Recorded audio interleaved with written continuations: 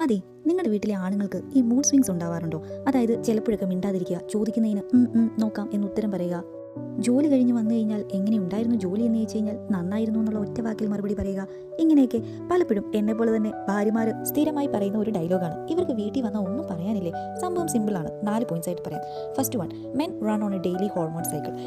ഇവരുടെ testosterone high ആയിരിക്കും. 7 to 9 ഇവർ ആ സമയത്ത് ഹൈ കോൺഫിഡൻ്റ് ആയിരിക്കും, ഹൈ എനർജി ആയിരിക്കും. പക്ഷേ വൈകുന്നേരം ആകുമ്പോഴത്തേക്കും ഇതെല്ലാം ലോ ആകും. കാരണം ടെസ്റ്റോസ്ട്രോണും ലോ ആകും. അപ്പോൾ ലോ പേഷ്യൻസ് ആകും, ടയേർഡ് ആകും. ഇതേപോലെ തന്നെ രണ്ടാമത്തെ പോയിന്റ് എന്ന് പറയുന്നത് ഇവരുടെ സ്ട്രെസ് ബാധിക്കുന്നത് ഹോർമോൺ വൈസ് ആണ്. അതായത് നോട്ട് ഇമോഷണലി ഫസ്റ്റ്. അതായത് ഇവരുടെ സ്ട്രെസ് ഹോർമോൺ ഹൈ ആയി നിൽക്കുകയും അതേപോലെ തന്നെ ടെസ്റ്റോസ്ട്രോൺ ഡ്രോപ്സ് ആവുകയും ചെയ്യുന്ന സമയത്ത് ഈ റിസൾട്ട് എന്ന് പറയുന്നത് ഇവർക്ക് ലോ എനർജി ആയിരിക്കും. അതേപോലെ തന്നെ ഇവർ ഷോർട്ട് ടെമ്പർ ആയിരിക്കും.